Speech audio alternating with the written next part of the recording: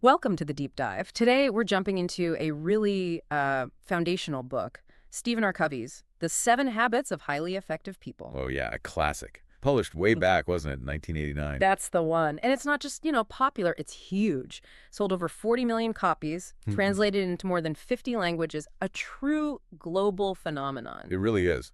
And I think what makes it stick, what gives that power, is that it's not just surface-level self-help. Right. Its core idea, this whole philosophy, it's a framework, really, for being effective personally, professionally, and it's all rooted in what Covey called character ethics. Character ethics, so things like integrity, humility. Exactly. Justice, things like that. Real foundational principles, not just quick tips or, personality tricks. It's about transforming from the inside out, not just chasing external success. So building something solid, not just quick fixes. And the way the book's laid out, it's quite structured, isn't it? Oh, absolutely. Very deliberate. It guides you step by step almost. Starts with what he calls private victory. That's habits 1, 2, and 3. All about mastering yourself first. Okay, self-mastery. Then you move into public victory. Habits 4, 5, and 6. That's where the focus shifts to building strong relationships, working effectively with other people. Makes sense. Private, then public. And then finally, there's renewal. Habit 7, which is crucial. It's all about continuous growth, keeping everything sharp, sustaining it all. So for you listening, maybe you're looking for a bit more clarity or purpose. Our mission here is to really unpack these habits. Yeah, dig into what they mean, why they've lasted, and why they still matter so much today. Absolutely. So let's dive in. Okay, let's kick off with that private victory section. Mastering yourself. It sounds like it all begins with taking ownership. That's habit 1. Be proactive. And Covey had that amazing quote, "I am not a product of my circumstances. I am a product of my decisions." Wow. That really hits you, doesn't it? It's basically saying, take responsibility for your life. You choose how you respond no matter what's going on around you. It's about shifting from just, reacting to actively creating your experience. Exactly. And the key insight here, it's not just knowing you have choices, it's about consciously shifting your energy. Shifting your energy. How so? Well, away from what he called the circle of concern, Yeah. all the stuff you worry about but honestly can't control, and putting that energy squarely into your circle of influence, The things you can change. the things you could actually do something about. It's a really fundamental shift, acting based on your values, not just your mood or what's happening to you. Okay, so once you embrace that power of choice with habit 1, Covey then asks, well, where are you going with all this proactivity? Right, which leads perfectly into habit 2. Begin with the end in mind. Start with a clear understanding of your destination. That's the quote, isn't it? That's it. This one challenges you, really pushes you to define your own personal mission statement. Like, what do you actually want your life to look like? Your career, relationships. Precisely. You need to visualize it. Know the destination before you even start the journey, essentially. So it encourages living with real purpose, with intention, making sure what you do today actually lines up with where you want to end up. Yeah, no more just drifting, reacting to whatever pops up. Which seems like a perfect setup for the next habit. It is. Habit 3. Put first things first. And Covey's line here is brilliant. The key is not to prioritize what's on your schedule, but to schedule your priorities. Oh, I like that. It flips time management completely. It's not about being busy, is it? Not at all. It's about focusing on what's truly important, not just what feels urgent. Those things that shout the loudest aren't always the most critical. Right. The tyranny of the urgent, they call it. Exactly. And Covey gives us a tool for this, the Eisenhower matrix. Sorting tasks by urgent versus important. Well, yeah, the 4 quadrants. That's the one. It's incredibly practical.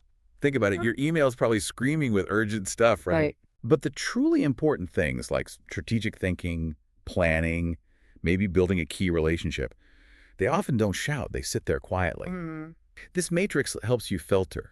It helps you practice the discipline to focus on those quadrant 2 activities, the important but not urgent ones, that really move you towards that end in mind, high-impact stuff. Okay, so habits 1, 2, and 3 give us that personal foundation, that private victory. Now, let's shift gears to the public victory, interacting with others effectively. Right. And this part starts with habit 4. Think win-win. The quote here is interesting. Win-win is a belief in the third alternative. It's not your way or my way, it's a better way. Yeah, this is all about fostering what he called an abundance mindset. Abundance, meaning? Meaning believing there's enough success to go around. It's not a zero-sum game where if I win, you automatically lose. Life isn't a fixed pie. That's a big mental shift for a lot of people, I think, especially in competitive fields. It really is. Yeah. It fundamentally changes how you approach negotiations, collaborations, even just everyday interactions. So you're actively looking for solutions where everyone benefits. It's about cooperation, finding that better way together, not just competing. Exactly. True success, long-term success, is cooperative. And that cooperative spirit leads directly into habit 5. Seek first to understand, then to be understood. Ah, the communication one. The quote here is quite pointed. Most people do not listen with the intent to understand. They listen with the intent to reply. Oof. Yeah, that one lands, doesn't it? We're all guilty of planning our comeback while someone's still talking. Totally. So this habit is about what? Empathetic listening. Deeply empathetic listening, really trying to get inside the other person's head, see the world from their perspective, understand their frame of reference before you even think about getting your own point across. That takes patience and focus. It does. But it's how you build genuine trust, real clarity. Covey stresses that only after you've truly understood the other person, their needs, their feelings, their viewpoint, should you try to make yourself understood. Why is that so critical? Because when people feel genuinely heard, genuinely understood, they become so much more open to listening to you, open to influence, open to finding solutions together. It's a massive leadership skill. Transforms connection. Okay, so win-win sets the mindset. Seek first to understand builds the connection. What's next? Next is putting it all together with habit 6, synergize. Right. The quote is, synergy is better than my way or your way. It's our way. Synergy is really about creative cooperation, collaborative problem solving. It's the idea that when you bring diverse perspectives and strengths together, the outcome can be far greater than anything one person could achieve alone. So 1 + 1 = 3 or maybe even 10. Exactly. It's not just compromise where everyone gives a little up. It's about finding that new, better third alternative that nobody saw initially. The whole is greater than the sum of its parts. You can see how it builds on the previous habits. You need that win-win attitude and the deep understanding from habit 5 to make synergy happen. Absolutely. It's how you create those high-performing, innovative teams. It shows that valuing differences, combined with genuine teamwork, can lead to really breakthrough results, exponential results even. All right, we've covered self-mastery, we've covered relationships. What's the final piece? This is the renewal section, right? Yes, habit 7, sharpen the saw. And the quote really sums it up. We must never become too busy sawing to take time to sharpen the saw. Like the woodcutter story. Too busy cutting down trees to stop and sharpen his dull saw. Precisely that. This habit is all about continuous self-renewal, taking time to invest in yourself to maintain and enhance your greatest asset, which is you. And Covey breaks this down, doesn't he, into different areas? He does. 4 key dimensions. There's the physical exercise, nutrition, sleep, stress management, the mental reading, learning, planning, writing, visualizing. Okay. Then the emotional or social, building relationships, service, empathy.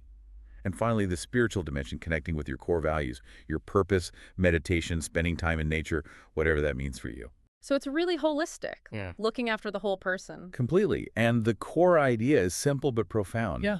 Without this regular renewal, this intentional self-care across all these areas, you'll eventually burn out. Right. You become ineffective, the saw gets dull. Exactly. Stagnation sets in. So sharpen the saw isn't an optional extra. It's essential for long-term effectiveness. You can't keep producing if you don't maintain the production capability, which is yourself. It's the ultimate investment. Okay, so we've walked through all 7 habits. Let's zoom out a bit. Thinking about the book overall, what would you say are its biggest, most enduring strengths? Well, first and foremost, I think it's the timelessness of the principles. They're grounded in character, integrity, things that don't really go out of style. Solid foundations. And it's truly holistic. It doesn't just focus on work or just on personal life. It addresses you as a whole person, self, family, work, community. Plus, it's very practical in many ways. Lots of examples, exercises. It pushes you to reflect deeply. And who does it apply to? Seems pretty broad. Extremely broad. Students, young professionals, seasoned leaders, parents. Honestly, anyone looking to live a more effective and principled life can get something valuable out of it. Okay, but no book is perfect. Despite its huge success, what are some of the criticisms or maybe limitations people point out? Sure. Well, for some, it can feel a bit dense. It's quite philosophical at times. Not exactly a light beach read. Definitely not. And it's absolutely not a quick fix guide. These habits require real, consistent effort and commitment that can be a barrier for people looking for instant results. Which is fair. Change is hard. It is. And another point, perhaps inevitable given it was written in the late 80s, is that some examples or maybe the underlying context can feel a little dated now. Like how? Maybe some of the corporate hierarchy examples or perhaps some assumptions about family structures. While the principles hold, the specific illustrations might not resonate quite as strongly with everyone today, with our more fluid work environments and diverse personal lives. So bearing that in mind, who is this book really for? Who should make the effort to read it? Gosh, it really does have wide appeal. Yeah. I'd say young professionals wanting to build real leadership skills, absolutely. Students trying to get a handle on self-discipline, time management. Managers, executives. Sure. Especially those aiming for sustainable long-term success, building strong teams and cultures. But honestly, it's for anyone really who wants to live with more clarity, more purpose, more effectiveness, anyone who's ready to look inward and do that deeper work. Okay. So for our final verdict, based on its impact and enduring relevance, it feels like a strong recommendation. Oh, absolutely. A solid 5 out of 5. This deep dive really reinforces that The 7 Habits is much more than just another self-help title. It's more like a life philosophy. Yeah, I think that's a good way to put it. It gives you a framework, a compass, really, for building that strong character foundation, aligning what you do with what you truly value, and learning how to thrive in your relationships, both personal and professional. And it's clear it's not a one-and-done read. Not at all. It's the kind of book you revisit. One to live by, more than just read. So we've explored Covey's powerful framework today. As you've been listening, maybe think about which one of these 7 habits really jumps out at you right now. Which one feels most relevant to where you are, personally or professionally? Yeah, that's a great reflection point. And maybe one final thought to leave you with. Go for it. Imagine if you picked just one of these habits. Yeah. Just one. And you really committed to applying it consistently every day for the next month. What kind of difference, what kind of ripple effect do you think that could create in your own life and maybe even the lives of the people around you? Something to think about.